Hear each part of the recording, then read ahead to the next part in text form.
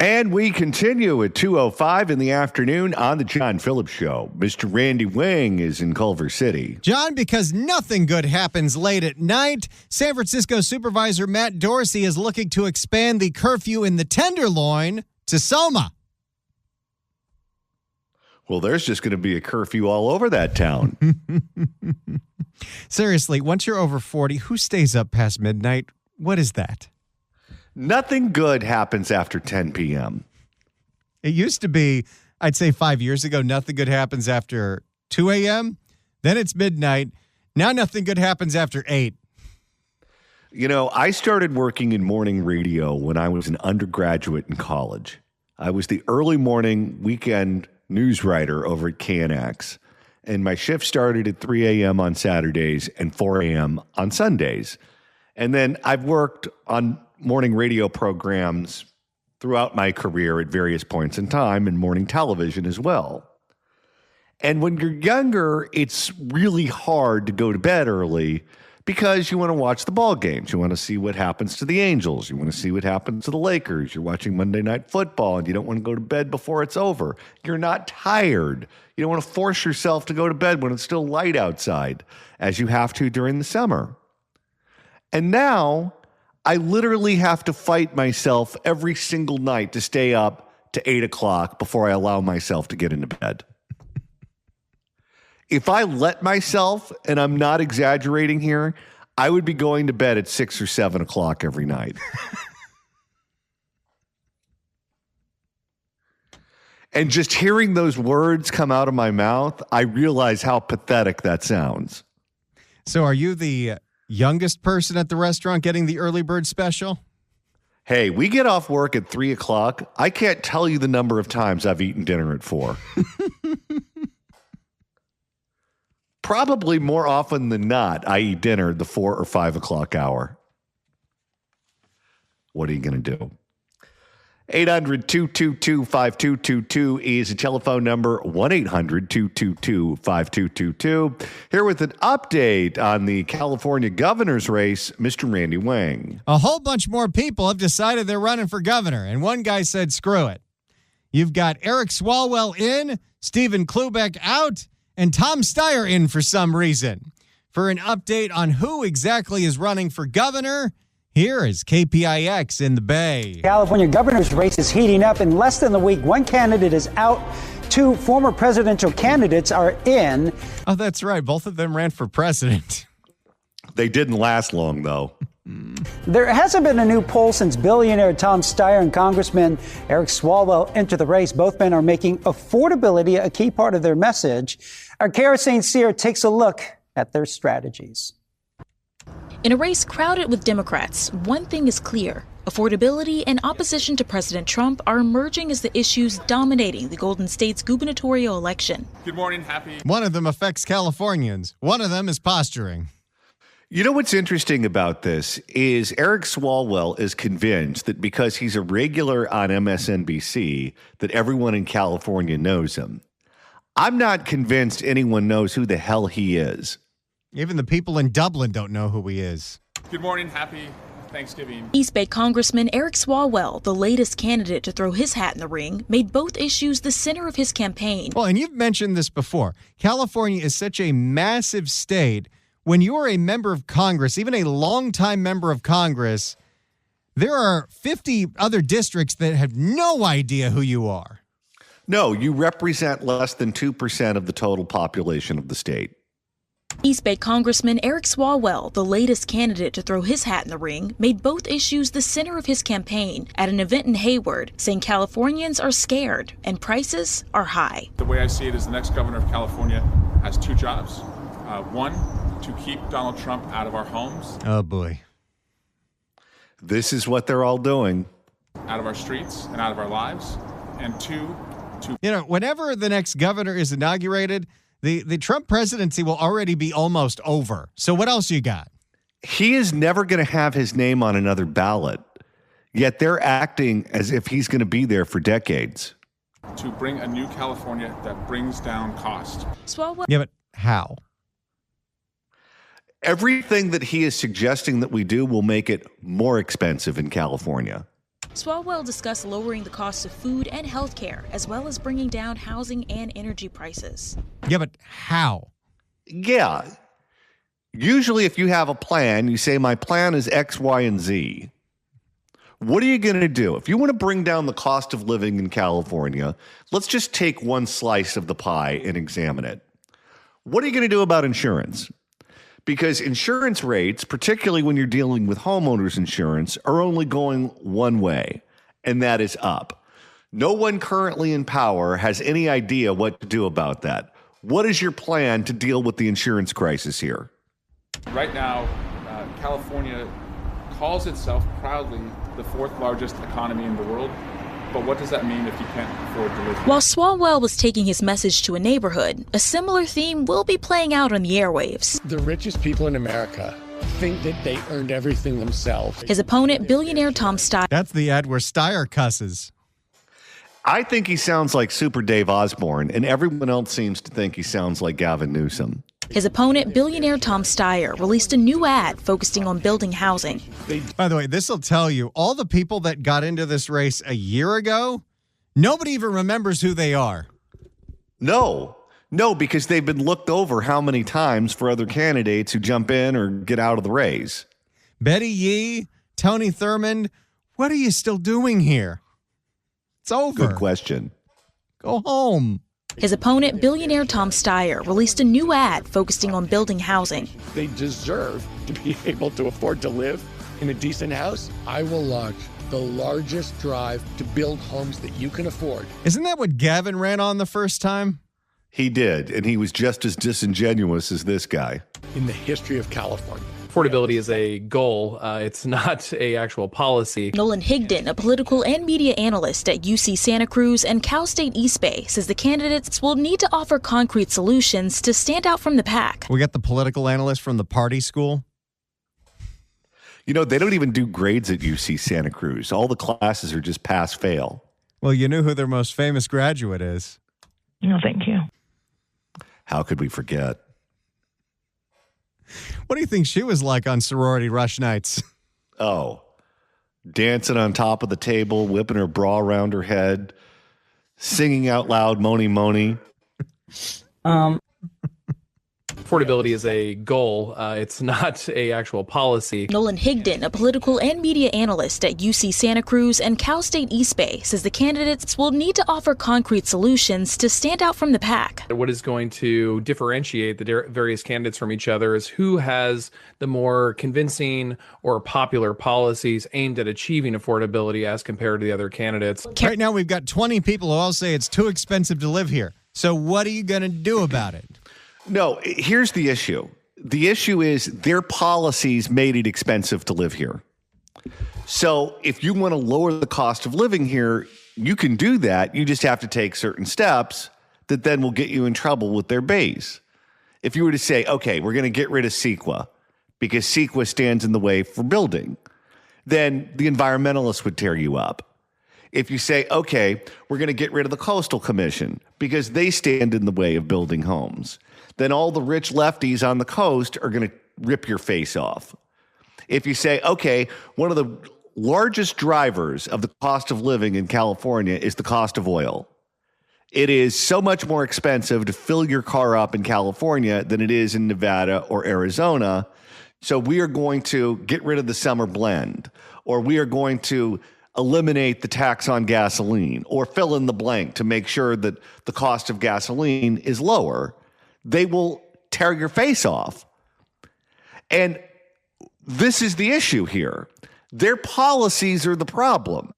It's not the personality of the person who's in office. It's the policies that they all sign on to. Well, you have a long list of candidates who all feel the same way about everything, with situational differences with Antonio Villaraigosa, I guess. And the Republicans certainly see the world differently than the Democrats. But of those who are most likely to win the election, there's not a dime's worth of difference between any of them, which means the problems are only going to get worse. So you can say that you want to address affordability.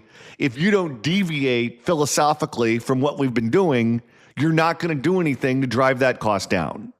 Caroline Heldman, a political science professor at Occidental College, says the media landscape for this campaign will be inundated with ads in a way she says California has never seen before. You have all of these candidates who are varying shades of Democratic, and they need to differentiate themselves. And I think we are just going to be hammered with advertising. It's still weird that the one with the most money dropped out so early, Eleni Kanalakis. Yeah, that still has never been explained to us what happened there, because she was in the catbird seat. Not only did she have the money, but she's a 2-time elected statewide constitutional office holder, and she had the valuable endorsements already locked up. In order for them to get their message out, in order to differentiate themselves. For now, the race is wide open with no clear frontrunner. A recent UC Berkeley poll found 44% of California voters are undecided. Someone else. In the meantime, Tom Steyer just picked up a high-profile endorsement from South Bay Congressman Ro Khanna. That's not that high profile.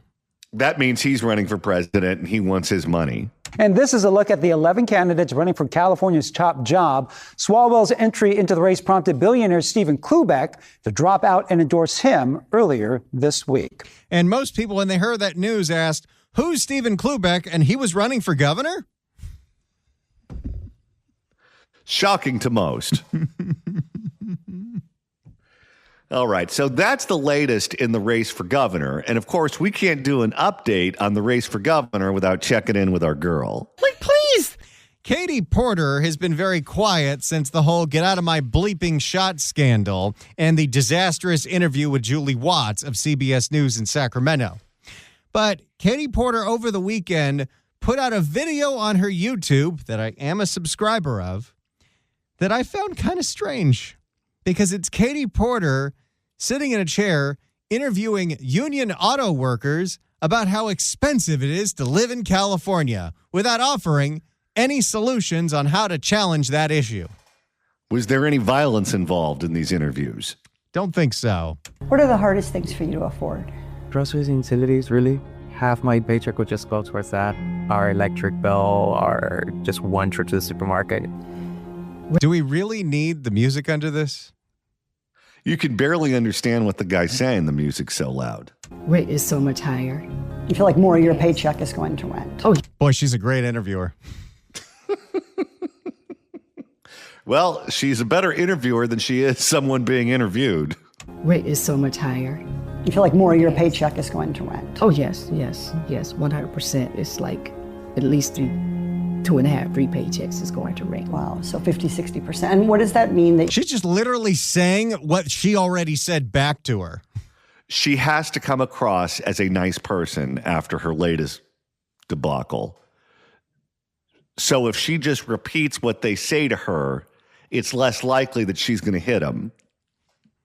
And it's less likely that she's going to curse him out or she's going to storm off the set. But I'm still trying to figure out the purpose of this video, because it's taking up time to shoot this, to edit it, to post it online. I'm sure she's going to turn it into an ad. But at no point is this, so here's what I'm going to do. It's just people telling her how expensive it is to live here. I think what she's trying to do is demonstrate that she can have an interaction with another human being that doesn't end in a 911 call. No! So 50, 60%. And what does that mean that you don't have the ability to do? Like what gets cut? Mainly the food. Oh, come on. But food has to get cut a little bit, or my sons, I got 2 sons. So you only feed one of them? Yeah, which one's on the diet? And maybe their activities have to get cut a little bit. And some of the clothing I cut in a lot of different areas, and I don't need a whole bunch of heat. We're 43 seconds in. What's the point of this video? I'm telling you, it's that she can interact with people without dumping potatoes on their head. As a single parent, you figure it out like that. But the truth is, like, it is expensive to live in most every part and pocket of California. Yeah. I think we have this idea that this is, because people want to live close to the beach. Wait, she lives in a free house that the rest of us are paying for. There is that. Where she apparently has an exercise bike in the kitchen. She is talking to all these people in the Inland Empire about how expensive it is to live in California, and they say their number one cost is housing, and she lives in free housing. Well, she's doing these interviews in the Inland Empire. Their number one cost is bakers. I think we have this idea that this is, because people want to live close to the beach, housing is expensive, and it's like a lot of people are living in, apartment buildings next to a freeway, dealing with the pollution and the noise, and that's still eating up thousands and thousands of dollars a month and half their pay. It is hard for me to pay rent because it's not hard for Katie. No, it's not, because that lady she's talking to is paying Katie's rent. 2-bedroom, 1-bath, $2,800, and it go up every year. You don't really hear about the Inland Empire at all. And no, not everyone here drives a Tesla, and not everyone here is rich. Like, we struggle, and this is like one of the most affordable areas to live. And what's sad is that, like, I have a great paying job, right? With good benefits. You have the classic good union job when we hear that. And I still... Is that a man or a woman? I got to be honest. I only listen to this, so I don't know. I'm not sure. I thought it was a man at first. And then the more that them kept talking, I started to convince myself that they were a woman. All right, well, now I'm going to have to look. So now I got to find Katie Porter's YouTube channel, which sometimes is hard to find because Katie Porter got to that level of viral where if you just type her name into the YouTube, it is constantly all of these people from around the world still making fun of that one video. But let's go to the Katie Porter account. Then let's Okay, if they present as a woman, you're going to have to check and see what's under the hood.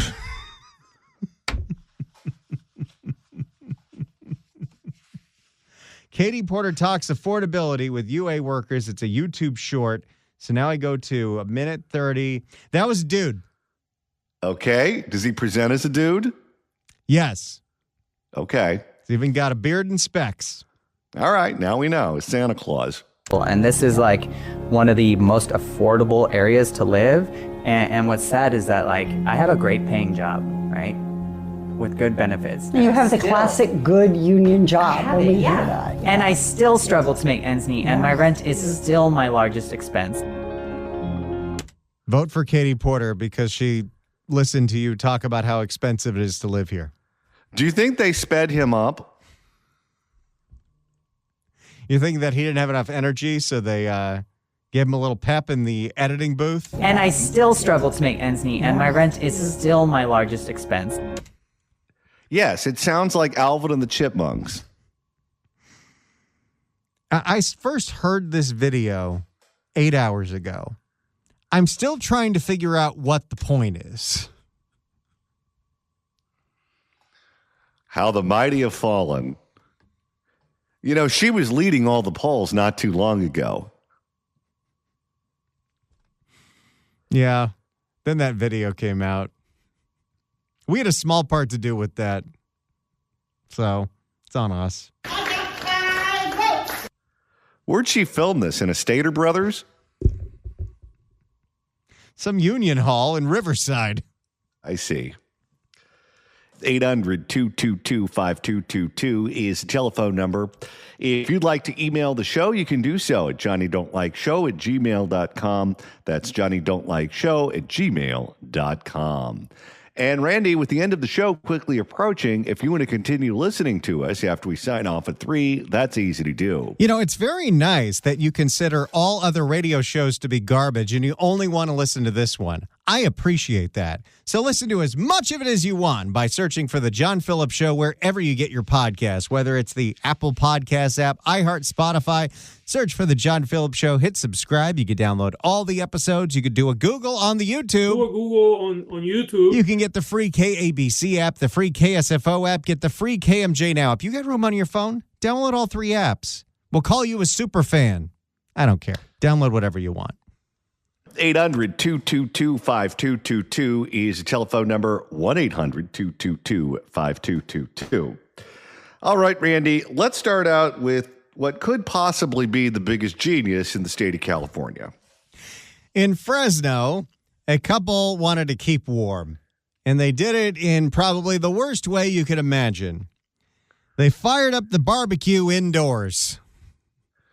Okay, No barbecue that happens indoors is safe in any way, shape, or form. And if you don't believe me, ask the Branch Davidians.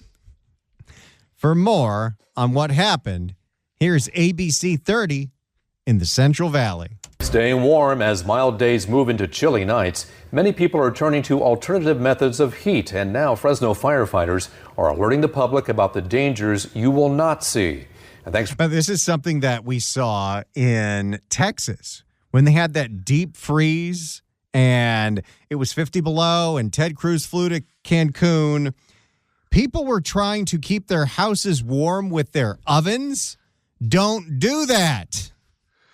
Can you imagine what these deliberations must be like? Ooh, we're freezing in here. Hey, Ma, why don't you go out and grab that barbecue next to the cement pond and bring it in, and we'll all warm up with that. And thanks for joining us tonight for Action News Live at 5. I'm Rowan Armstrong. And I'm Graciela Moreno. We're live on ABC 30 Hulu Live and wherever you stream.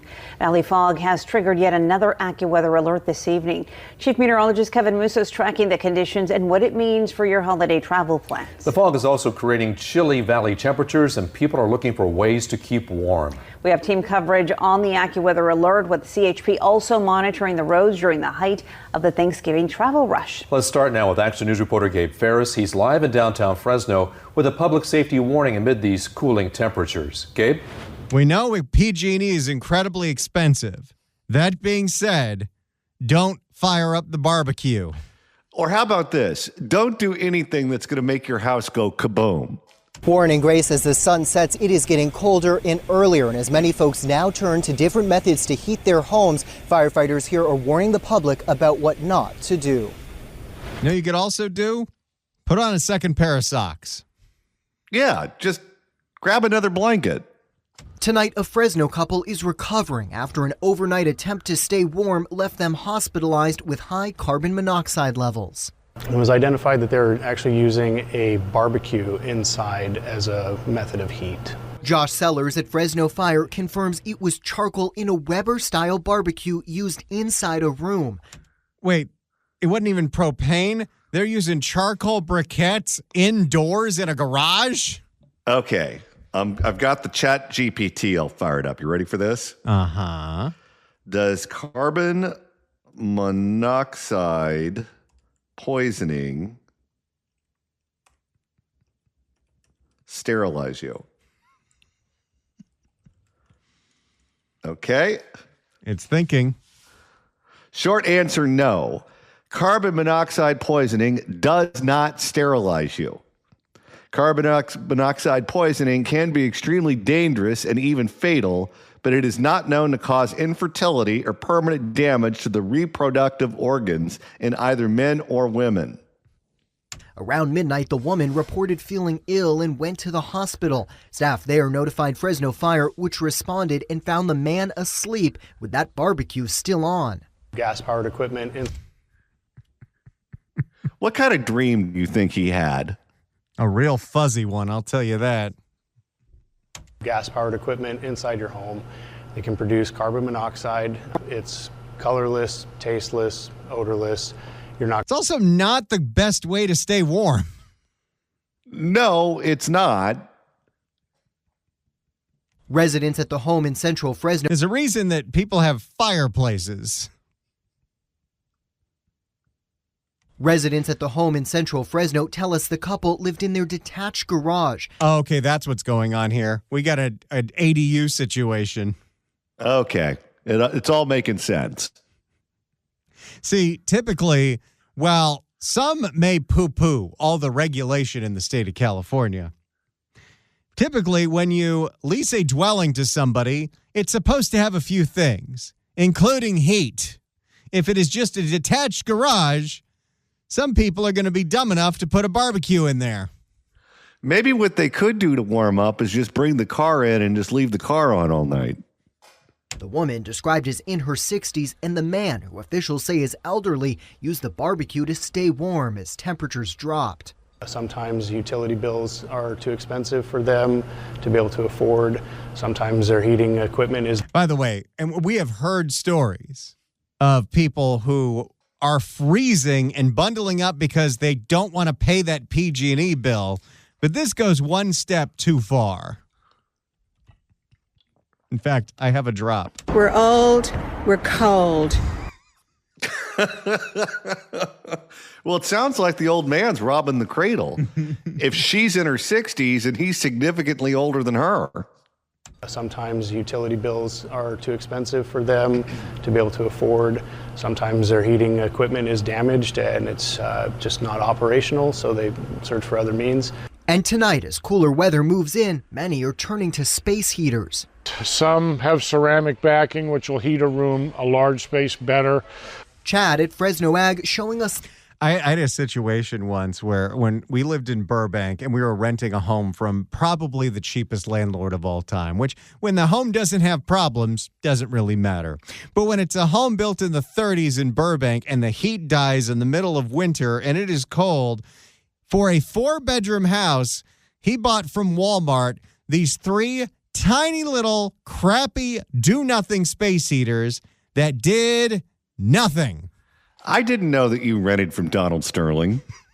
Chad at Fresno Ag showing us the models and pointing out critical safety features, including an automatic shutoff. We have tip-over turn-off sensors on all of them now, or most all of them, yes. And that'll be clearly on the box. Sellers says consumers should also look for those silver safety labels and remember to keep children and pets away. We want to make sure that we're using them in an area, keeping them 3 feet away from anything that can catch fire. Make sure that you're using them on a flat, level surface. And don't put the grill in the garage. Okay, if you're talking to people who thought it was a good idea to bring a grill into the garage that they're living in and to fire up the charcoal briquettes and then fall asleep was a good idea, you think they're going to read the fine print with a space heater they buy from the Walmart on Black Friday? It's a good point. And firefighters here say that overnight scare is an important reminder to check the batteries in your smoke alarms and CO detectors, even if they are hardwired. There you go. Just a simple public service announcement. Don't fire up your charcoal grill indoors to stay warm. You will die. Idiots. All right, Randy, what do you say we open up the blotter? It's happened yet again. It's Wild Wild West out here. Dun, dun, dun, dun. It's the California Crime Blotter with John and Randy. And this edition takes us to the normally safe community of Walnut Creek. Not safe anymore after 6 stores got burglarized. Here's Cron 4. In the East Bay, multiple businesses at 2 shopping centers in Walnut Creek reeling tonight from burglaries. Police responded to one after another early Tuesday morning, and they believe the crimes are connected. Cron 4's Sarah Stinson has more. Are they connected to Oakland? Usually that's the connection they're referring to. Has more. Thieves shattered glass windows and doors here at Countrywood Shopping Center. And while the broken glass is cleaned up, fear lingers for some people who work here. It's a little bit scary. They took 150 from the box and just the broken mess they left everywhere. I'm still scared. You know, some businesses have this policy now where they leave the doors open with a sign, there's no cash here. They leave the cash register open. There's that barbecue joint in Oakland where they put a job application in the cash register. You cannot keep cash on the premises. Cash is a liability. And so are ATMs, which contain more cash. It's a little bit scary. They took 150 from the box and just the broken mess they left everywhere. I'm still scared. Walnut Creek restaurant employees and owners rattled after falling victim to a string of burglaries. It's really not even like this over here. It's Walnut Creek, you know? So I was surprised. Police first responded to a commercial alarm at San Miguel Shopping Center just after 4:15 Tuesday morning. Officers found several businesses hit, including Jersey Mike's Subs. What are they trying to steal? Some hot cherry pepper relish? I'll tell you, I know it's a chain, but I have had few sandwiches better than the ones prepared at Jersey Mike's. Well, enjoy them while you can. They got bought out by private equity. I know. I saw that, and I thought, okay, the budget cuts are starting immediately. You don't even want to know what Mike's Way is going to mean a year from now. Yeah, it's going to mean that the meat ran at Santa Anita the night before. I just saw the blue glass broken. We had like a little tarp right there. I went across the other places. I seen like other glasses breaking into, like the sushi place. Yeah, it was crazy, but that's unfortunate our store got broken into, but nothing was taken, no money. But the owner of Kana Sushi says thieves made off with cash. Anna Kim says it's a major blow for what has already been a slow season. And then we're having a hard time. And at the same time it happens, it broke the window and then took the whole cash register. But just, If you steal the whole cash register, is there some place to offload that, or that's just adding insult to injury? Well, let's just hope they lifted with their back. But just, I lost like about 3 days of sales. As officers investigated at the San Miguel shops, police were then dispatched to another alarm, this time 3 miles away at Countrywood Shopping Center. They found several more businesses burglarized, including... Boy, these guys were on a spree. Oh, yeah, they had a lot to get done that night. Mariachi Mexican Grill. They broke into our glass door, and they did this to the donut shop, this restaurant, and then 2 more locations next door. Well, these guys were hungry. First they got Jersey Mike's, then they got sushi, then they got Mexican, then they got donuts. What could you possibly steal from a mariachi restaurant? A horn? This restaurant, and then 2 more locations next door. Police say a total of 9 businesses were struck by thieves. The department says they plan to have more patrols at shopping and business centers this holiday season. We know that, like, right before the holidays, everyone's a little bit extra, feels a little bit extra desperate. That's not what this is. No, this is organized crime, lady. This is not somebody stealing from a whole bunch of shops so they can afford Black Friday presents. The assumption is always, and I don't know why, maybe it's because of what we're watching on TV at night this time of year, but they think that it's the father stealing to make sure that Tiny Tim has a toy under the tree when he wakes up on Christmas morning. No, it's not the father stealing on behalf of Tiny Tim. It's Tiny Tim robbing the mariachi restaurant to feed his crack addiction. So it's scary because you don't know when they're going to come. When we're here, thankfully that didn't happen, but it's scary to think that they'll come. Business owners say at least 3 suspects were involved. Police say they are reviewing security video to try and identify them. To investigators, it appears that the burglaries are connected. You don't say. If it is Tiny Tim that's doing it, I hope one of these business owners catches him and they give him a limp in the other leg, too. I'm Sarah Stinson reporting in Walnut Creek. Back to you. There you go, a good old-fashioned Walnut Creek crime spree. Right before Christmas. Well, fa la la la la la la la. Well, as I told you before, Randy, I am not the most popular person in my HOA. Uh-oh, what happened? Well, it's just from a long history of events. Namely, them filing complaints against me on a monthly basis. Pretty much since the day you moved in? Before. Long before. So I figured it's time to let bygones be bygones. And that was what motivated me to put the giant inflatable Santa in an airplane in my front yard. I'm sure they'll all enjoy it. And I'm sure I'll hear all about it when I take it down on Easter Sunday. They're going to run you out of that neighborhood. Let them try. All right, now it's time to expand on something you mentioned earlier in the show, which is a brand new curfew coming to San Francisco. It worked in the Tenderloin, so why not Soma? If we make the corner stores close at midnight, maybe there won't be so much illegal activity. For more, here's KPIX in the Bay. Start with a new effort to tackle late-night crime and drug use in San Francisco. It's been more than a year since the city moved up closing time for corner stores in the Tenderloin. The goal of the curfew was to cut down on places where people are buying and selling drugs and where they could gather. And a new study suggests... Because even though the illicit things that are being sold on the streets, the drug dealers need to be able to get a Gatorade close by. Oh, one must stay hydrated when you're robbing a neighborhood. And a new study suggests it is making a difference in the neighborhood. And now there is a push underway to expand the curfew to another problem area in San Francisco. Kenny Choi explains. Corner stores operating in SoMa 24/7 could soon see their hours cut short if a proposal by District Supervisor Matt Dorsey passes. I'd love to see a balance sheet of, you have an establishment that's open between midnight and 4 a.m. Is it really worth it? How could you even find some cashier who's willing to work those hours when they know how violent it is? The plan would expand the midnight to 5 a.m. curfew on corner stores from the Tenderloin to parts of SoMa. Habibi Market on 6th Street says it would be negatively impacted by the reduced hours. That's the rush hour for us. This is how we make our money after 12. District 6 Supervisor. Okay, so they're selling 40s.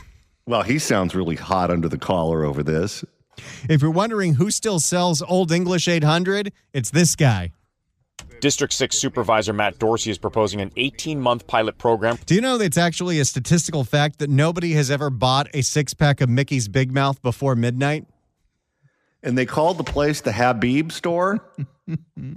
District 6 Supervisor Matt Dorsey is proposing an 18-month pilot program for SoMa corner stores, with the curfew aimed only at corner store-type retailers and not bars or restaurants. What does it say when the majority of the people who are patronizing your business in the middle of the night are criminals? It means that you're probably selling stuff beyond the Butterfingers. Well, that's what we saw in the Tenderloin. There was all kinds of paraphernalia, drugs, and gambling being sold at these corner stores. Did I tell you I walked into a convenience store? Not far from where I live, by the way, where you couldn't even open up the door to go into the liquor store. You had to press a button. They had to look at you through video surveillance, size you up, determine that you're not going to rob the place, and then they let you in individually. And then you walk in, and before you even get to where the candy bars are and the lottery tickets, they have a huge display case under bulletproof glass where they're selling you knives that were so sharp you could skin a bear. Business owners will be the first to acknowledge there are some businesses that are not playing by the rules. I would say most businesses are playing by the rules. This is going to give us a little breathing room to get some order restored on the 6th Street corridor and in SoMa. It's like I'd love to ask certain bars. Sure, there are some bars that want to stay open all the way until it's legally not allowed to, like 2 a.m., but what's the clientele like? Like, how much money are you losing just in damage to your establishment and the rugs by keeping your bar open past midnight? It's probably a bunch of customers you didn't want in the first place. Henry Karnilowicz is president of the South of Market Business Association, who says closing certain shops that operate 24/7 is needed. It's like a marketplace that they've created where they can buy their cheap cigarettes, we can buy their cheap drugs, where they can do the gambling and all that, and that's what they were gathering for that purpose. And that's what people here don't want. The push comes after a new study by researchers at the University of Sassari found that during the first 9 months of the Tenderloin curfew, drug-related incidents in the targeted 20-block zone dropped by 56%. Okay, that's a big one. That seems to be working. No more late nights, San Francisco. Go to bed. Go to bed at 8. Works for me. All right, that's going to do it for us today. We'll be back tomorrow at noon for another edition of The John Phillips Show.